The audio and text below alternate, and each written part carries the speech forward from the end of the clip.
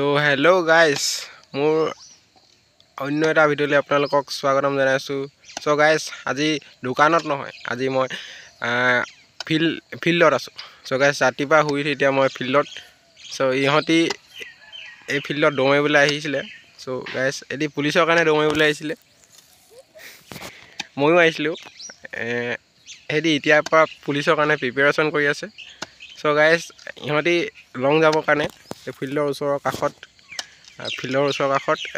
সিহঁতি লং যাবৰ কাৰণে এখন পিচ বনাই আছে। চ' গাইজ চাই থাকক, আমি লগে ভাগে পিচ বনাই আছোঁ।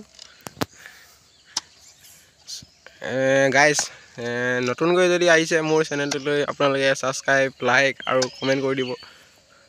চ' গাইজ চাই থাকক, আমি ভিডিঅ' বনাই আছোঁ আৰু আপোনালোকেও চাই থাকক কেনেকৈ আমি এই ফিল্ডত পিচখন বনাই তৈয়াৰ কৰোঁ।